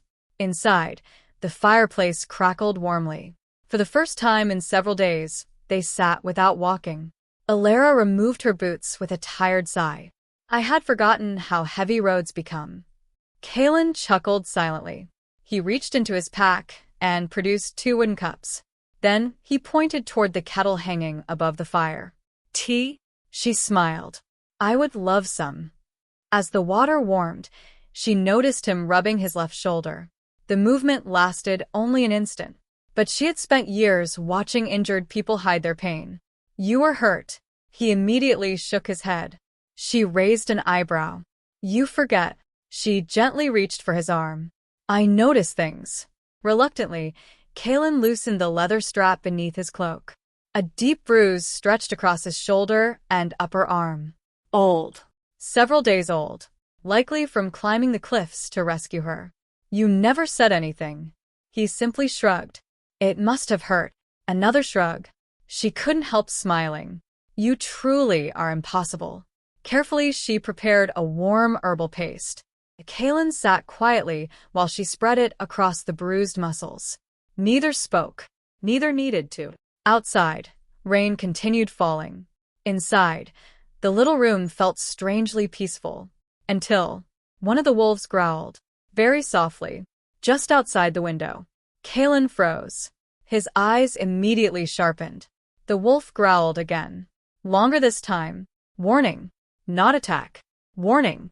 Caelan quietly crossed the room and lifted one corner of the curtain. 3 soldiers stood across the street pretending to examine a wagon. One occasionally glanced toward the inn. They had been found. They left before sunrise. No fire. No breakfast. Only silence. The innkeeper accepted their payment without questions. Perhaps he had seen enough frightened travelers to understand. The wolves rejoined them beneath the trees beyond the village. Caelan pointed toward the eastern hills. "No more roads." Forest. Safer. Elara agreed. By noon, they had disappeared beneath thick woodland where towering pines blocked most of the sunlight. The forest smelled of damp earth and cedar bark. Woodpeckers tapped rhythmically somewhere above. For several peaceful hours, no sign of pursuit appeared. Then the wolf stopped. Every hair along the Silver Guardian's back slowly rose. Its ears flattened. Caelan immediately signaled Elara behind a fallen log. She obeyed without hesitation. Moments later, horse hooves. 5 riders. Moving carefully. Searching. One soldier climbed down and examined the ground. He touched fresh footprints, then looked toward the trees ahead. "They're close." Another pointed toward broken fern leaves. "This way." Caelan slowly reached for his hunting knife. Elara gently placed her hand over his. He looked at her. She slowly shook her head. "Not yet." The soldiers moved closer. Closer. 1 more minute. They would discover them. Suddenly, somewhere deeper in the forest, a loud crashing sound echoed through the trees. Branches snapped. Birds exploded into the sky. The soldiers spun toward the noise. A stag. After it. Thinking they had frightened their prey, all 5 riders galloped toward the sound. The forest fell silent once more. Elara slowly released her breath. She looked toward the wolves. The younger female calmly returned from deeper among the trees. She had created the distraction herself. Caelan smiled proudly and scratched behind her ears. The clever wolf wagged her tail once before continuing forward as though nothing remarkable had happened. Late that afternoon, they reached a lonely monastery perched upon a hill overlooking endless fields. Stone walls surrounded a small garden where monks quietly tended vegetables. The oldest monk welcomed them without asking names. "Travelers are always hungry." His voice carried gentle warmth. Inside, the monastery smelled of fresh bread and beeswax candles. Simple wooden tables filled the dining hall. No one hurried. No one demanded explanations. As evening settled outside, Elara helped one elderly monk whose eyesight had nearly faded. She sorted herbs by scent rather than color, teaching him a small trick she had learned from her mother. The old monk laughed happily. "I've been doing it the difficult way for 20 years. She smiled. Sometimes the simplest answers arrive last. Nearby, Caelan quietly repaired a broken water wheel using nothing more than rope, wood, and patient hands. The younger monks watched with admiration. One whispered, "I thought princes only gave orders." The elder monk smiled knowingly. "Then you've met too few princes." Before dawn, the monastery bell rang unexpectedly. Not for prayer. For danger. One frightened novice rushed into the courtyard. Riders. Caelan and Elara exchanged one look. Varric soldiers. Again. The elder monk remained remarkably calm. He opened a hidden wooden gate behind the herb gardens. "This path leads into the marsh." Elara bowed deeply. "You've already done enough." The old man smiled. "We offer shelter." Then he looked toward Caelan. "And your father once saved this monastery." Caelan looked surprised. The monk nodded. He was a different man then. Those words lingered long after they disappeared into the morning mist. A different man. What had changed the Alpha King? By sunset, the towers of Frostfang Keep finally appeared upon the horizon. They rose above the northern plains like mountains carved by human hands. Silver banners fluttered from enormous walls. The setting sun reflected against hundreds of narrow windows until the castle seemed surrounded by fire. Elara stopped walking. "So that's where he lives." Caelan looked at his childhood home without smiling. His expression became unreadable. Not fear. Not anger. Something far older. Something heavier. The wolves quietly remained behind. Neither could enter the capital without causing panic. The Silver Guardian approached Caelan one last time. The great wolf gently pressed its forehead against the prince's shoulder. A silent farewell. Caelan rested his own forehead against the wolf's for several heartbeats. No words. None were needed. Then the wolves disappeared into the forest. Watching. Waiting. Ready if called. Night covered the capital before they reached its gates. Torches burned along the massive stone walls. Merchants waited in long lines while guards inspected every wagon entering the city. Elara pulled her hood lower. Caelan remained beside her. One guard stopped them. "Names?" Elara answered calmly. "Travelers." "Purpose?" "Seeking audience with the king." The guards laughed. "So is everyone." One stepped forward to search their packs. Then his eyes froze. Around Caelan's neck, partly hidden beneath his cloak, hung a familiar silver pendant bearing the royal crest. The guard's face drained of color. He looked up slowly, studied the prince's face. Recognition struck like lightning.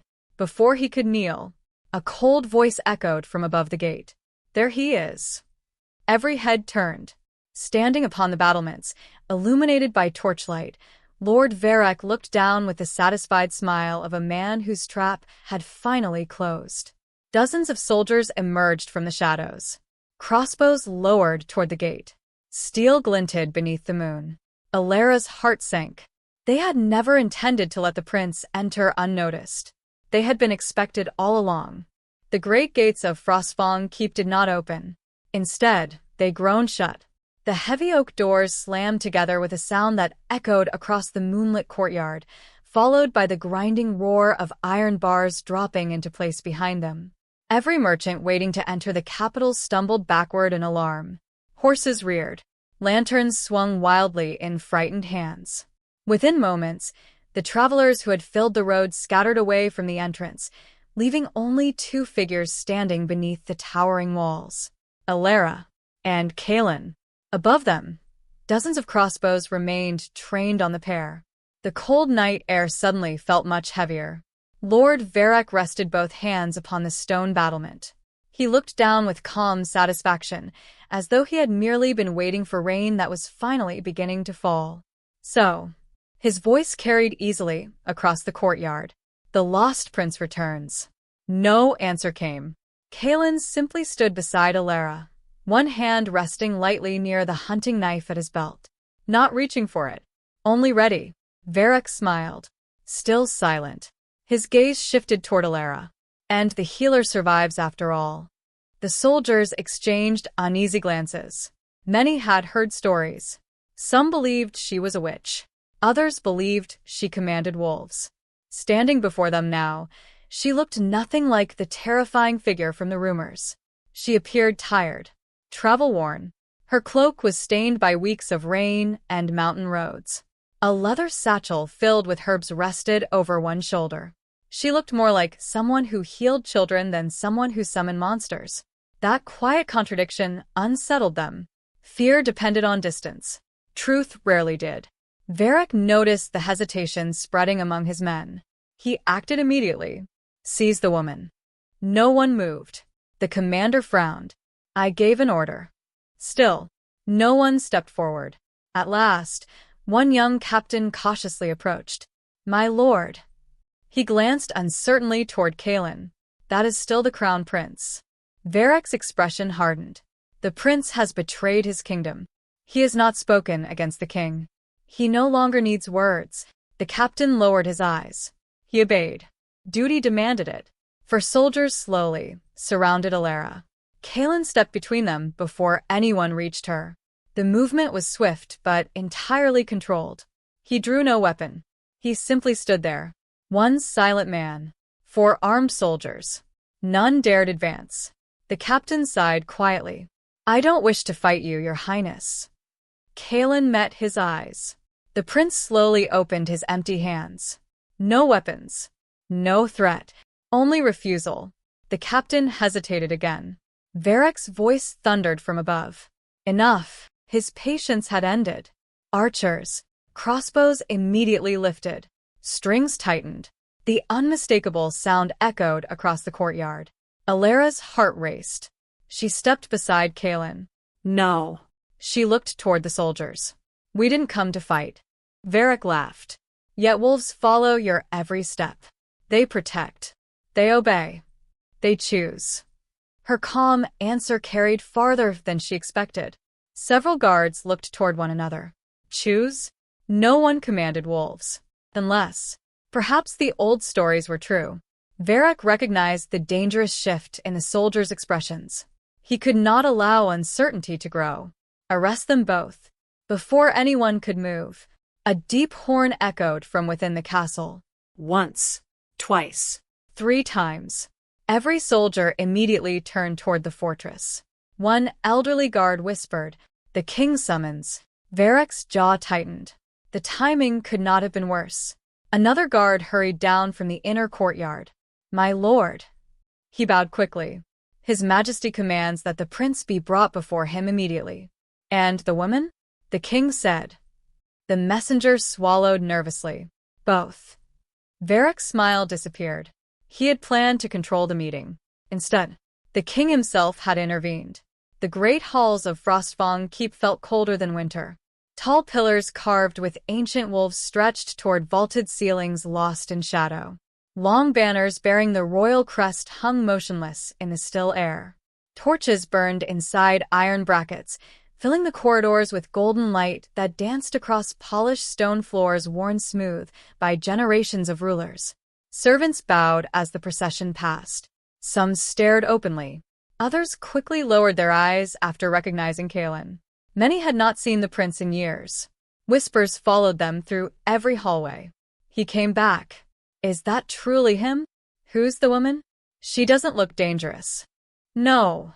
Another servant whispered. She looks kind. Those simple words reached ears they were never meant to. Even Varric heard them. His expression darkened. Kindness. Again. Always kindness. Why did it spread so quickly? At the end of the longest corridor stood 2 enormous doors carved from black oak. Silver wolves surrounded a single full moon. The throne room. The door slowly opened. Warm sunlight poured through towering windows overlooking the northern mountains. Unlike the cold corridors, this chamber felt strangely alive.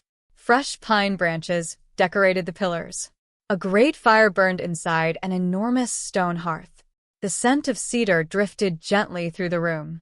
Upon the throne sat the Alpha King, King Aldrich. Time had changed him. His shoulders remained broad beneath a cloak lined with white wolf fur, but silver had replaced much of the dark hair that once reached his shoulders. Fine lines surrounded tired blue eyes that had clearly witnessed too many winters. He did not look cruel. He looked exhausted. Beside the throne rested an old walking stick carved with wolves chasing stars. His left hand occasionally tightened around it without realizing. Pain. Old injury. Or perhaps something deeper. The king's eyes settled upon Caelan. Everything else disappeared. For several heartbeats, neither moved. Father, son. Years of silence stood between them. At last, the king slowly rose. The entire court watched. His voice was quieter than anyone expected. You came home. Caelan bowed respectfully, then lowered one knee to the floor.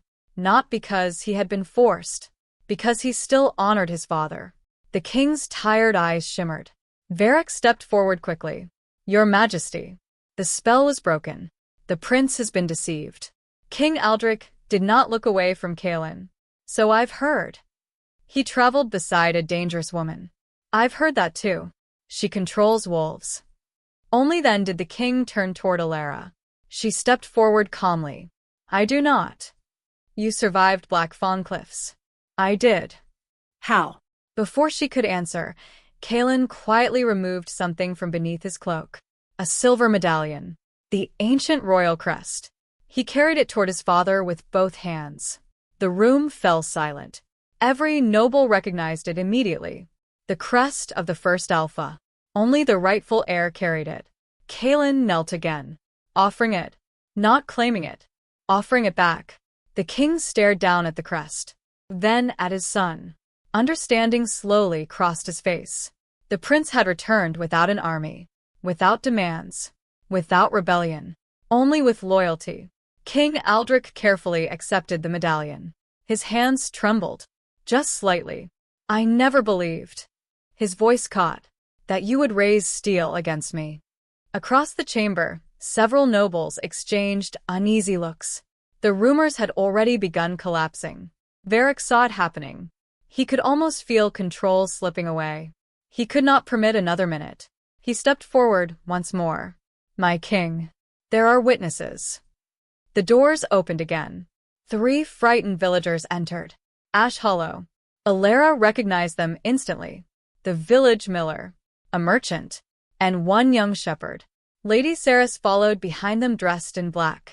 Her expression remained carefully composed. She never looked directly at Elara. Varric spread one arm dramatically. They witnessed the healer practicing forbidden magic. Elara stared in disbelief. The miller refused to meet her eyes. His hands shook violently. The shepherd looked close to tears. The merchant swallowed repeatedly. The king studied them carefully. Speak. The miller stepped forward. She. His voice cracked. She. He couldn't continue. Lady Cerys took one graceful step. I shall speak for them. She bowed.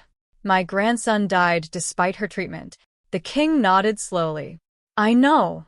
Then surely. He gently raised one hand. She fell silent. You accuse her of sorcery. Yes. What proof? The wolves. They rescued her. They obey her. They bowed before her. A ripple spread through the court. Even the nobles had not heard that detail. Lady Cerys realized too, late, what she had revealed. The king's expression sharpened. Bowed. She froze.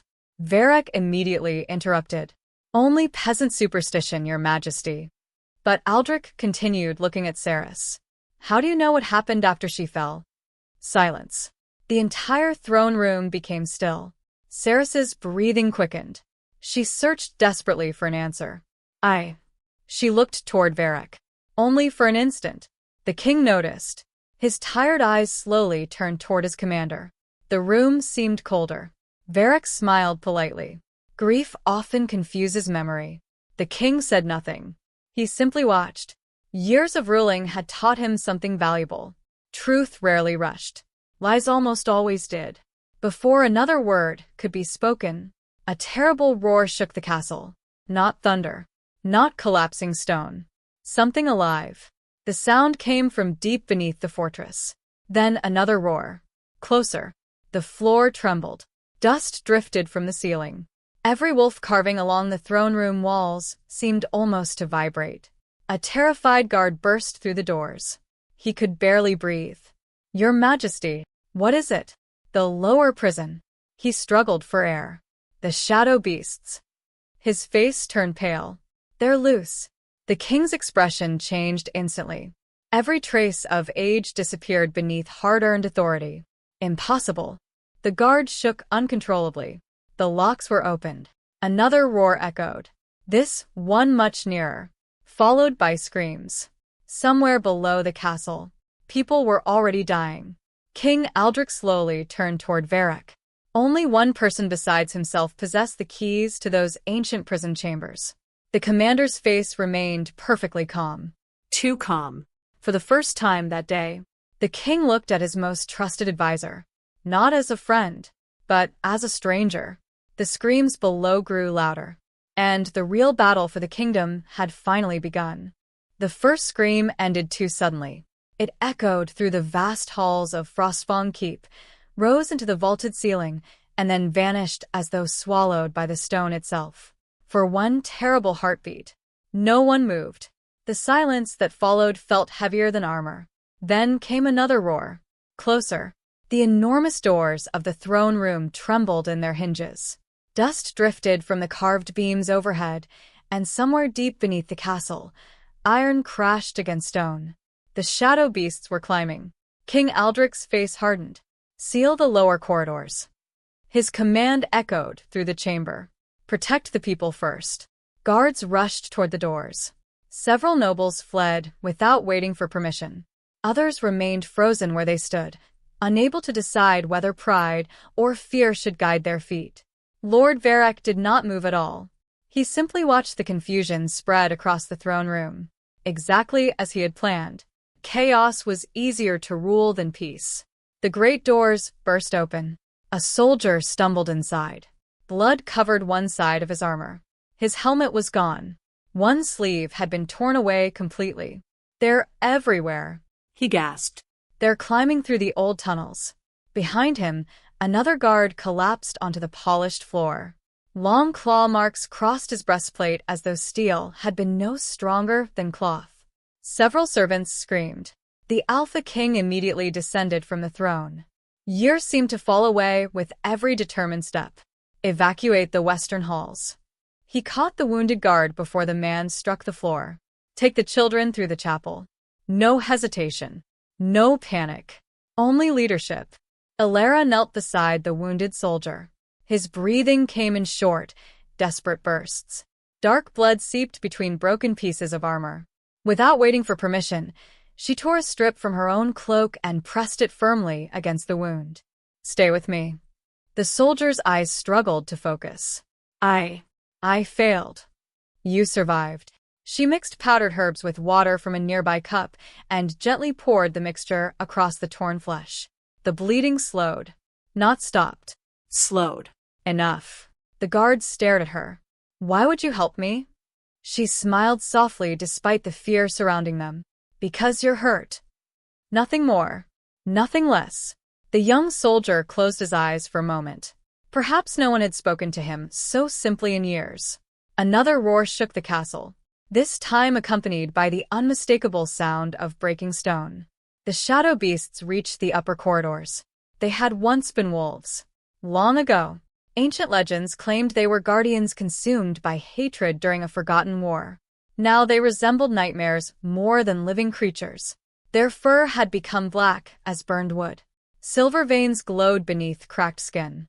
Their eyes burned crimson instead of gold. Every movement carried unnatural strength. Every breath smelled of ash. One crashed through the doorway leading into the throne room. The creature stood nearly as tall as a horse. Its claws gouged deep lines across the marble floor. Servants scattered. Guards raised their shields. The beast roared. Several men dropped their spears simply from terror. It lunged. Caelan moved first. Not toward the creature's throat. Toward the frightened servants standing in its path. He shoved them clear just as the beast's claws ripped through the space where they had stood. Stone exploded beneath the impact. The prince rolled across the floor before rising again. Still, he had not drawn his knife. The beast turned toward him. Its burning eyes narrowed. Then, a silver blur slammed into its side. The enormous guardian wolf. He had come. Behind him burst dozens more. They flowed through shattered windows and open corridors like moonlight given living form. The castle erupted into stunned cries. Wolves. There inside, the great silver guardian stood shoulder to shoulder with Caelan. Neither attacked. Neither retreated. Together they faced the darkness. Outside the castle, the night itself seemed alive. Howls rolled across the northern plains. One voice became 10. 10 became 100. Then hundreds more answered from distant forests, frozen valleys, forgotten hills, and ancient mountains. Every wolf in the kingdom had heard the call. People throughout the capital stepped into the streets. They looked toward the surrounding wilderness. Silver shapes appeared between the trees, upon the hills, along the rivers, across snow-covered fields. Not an invading army. A gathering. An ancient promise remembered. The wolves came not to conquer. They came to protect. Within the castle, the battle spread through every hall. Elara moved wherever the wounded fell. She bandaged broken arms, closed bleeding wounds, comforted terrified children separated from their parents. Several times, she found herself surrounded by frightened servants who no longer knew where safety existed. She led them herself. This way. Her voice remained calm. Stay together. One elderly cook stumbled on the stairs. Elara caught her. A young stable boy refused to leave without his little sister. Elara found the child hiding beneath an overturned table. Every life mattered equally. Whether king, servant, soldier, or orphan. Watching her, many guards found new courage. If the unarmed healer refused to abandon strangers, how could trained warriors do less? Deep within the eastern corridor, Caelan fought without hatred. His movements were swift, precise, almost graceful. He never struck unless someone else stood in danger. The wolves mirrored him perfectly. One shielded a fallen soldier. Another pulled a frightened child away from collapsing stone. Not once did they attack the innocent.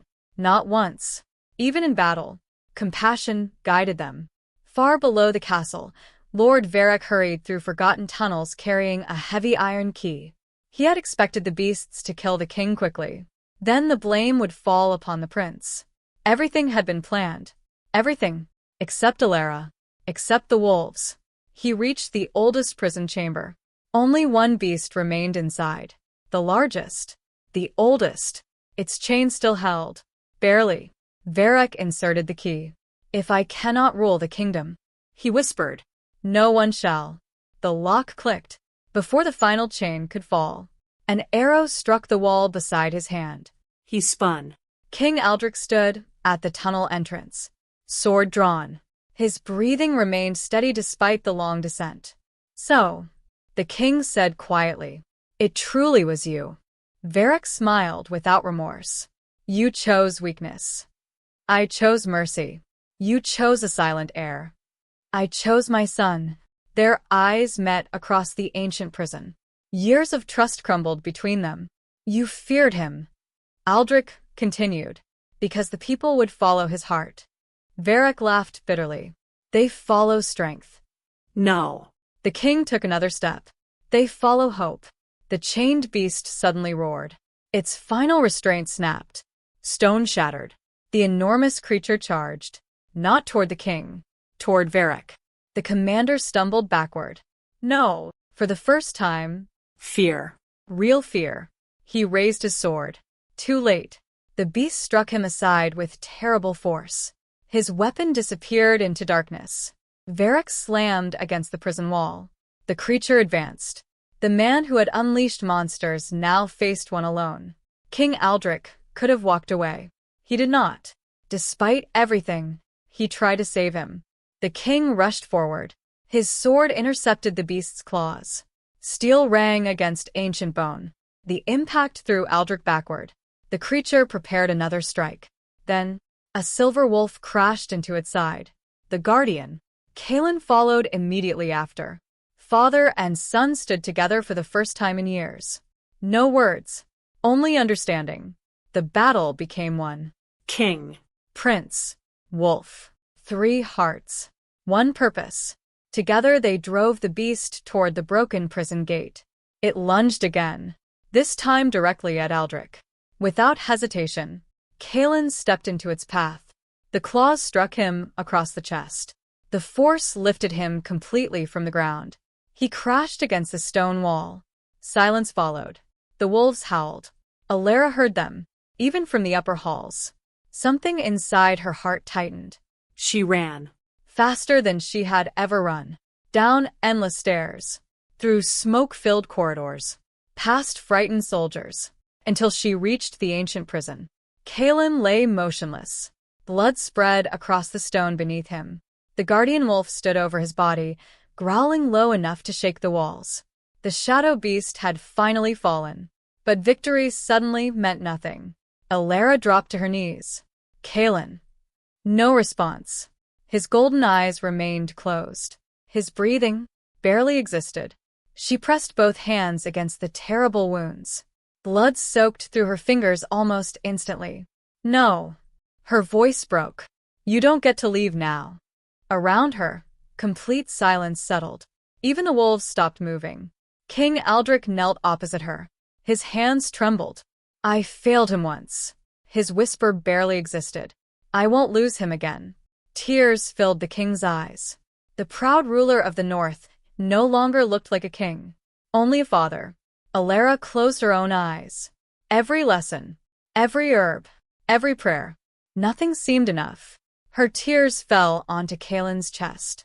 One drop landed upon the ancient pendant Orin had placed around her neck. The white stones suddenly glowed. Softly, silver light spread through the prison floor. Ancient carvings hidden beneath centuries of dust awakened one after another. The wolves lifted their heads. The guardian bowed. Every wolf throughout the castle followed.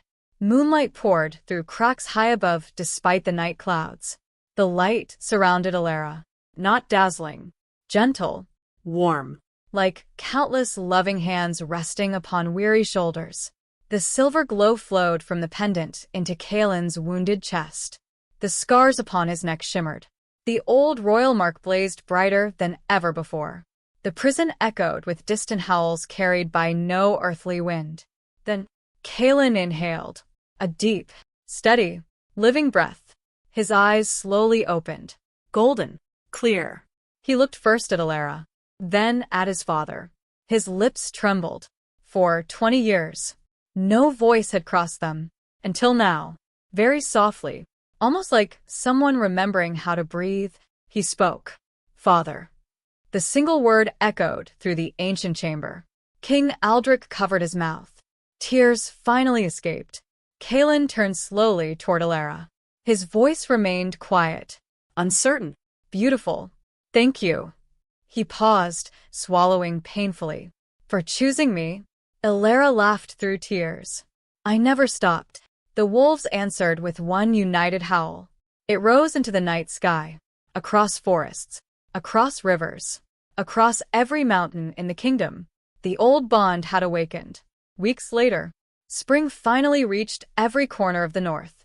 Lord Varric faced justice before the entire kingdom. His crimes were revealed without anger. Without revenge. Only truth. Lady Cerys confessed her lies before the people of Ash Hollow. She expected hatred. Instead, Elara offered forgiveness. Not because Cerys deserved it. Because bitterness deserved no home inside a healed heart. Many villagers wept openly. The old guard who had whispered an apology at the cliffs knelt before Elara. She gently helped him stand. There is nothing to kneel for. Ash Hollow rebuilt the little cottage that had once belonged to its healer. Children replanted flowers beneath the windows. No black paint ever touched the door again. King Aldrich publicly named Caelan his heir before nobles, villagers, and wolves gathered together beneath the open sky. Not because he had finally spoken, but because everyone had finally understood. A ruler's greatest strength was never found in the loudest voice. It lived quietly inside the heart that chose compassion when hatred seemed easier. As for Elara, she never asked for a crown, never sought titles. She simply continued healing whoever arrived at her door. Some mornings, the first visitor was a shepherd. Some mornings, a frightened child. Sometimes, a great silver wolf waiting patiently outside with an injured paw. And almost every evening, as the sun disappeared behind the distant black fawn cliffs, Caelan walked beside her through fields of wildflowers now growing where people once believed only death existed. The cliffs no longer carried the name of despair. They became a place where families gathered to watch wolves running freely beneath the setting sun. Parents told children a different story now. Not about punishment, not about fear, but about the young healer who had been thrown into darkness, and the silent prince who had reached out his hand. Together they had reminded an entire kingdom that compassion is never weakness. It is the oldest, quietest, and strongest kind of courage.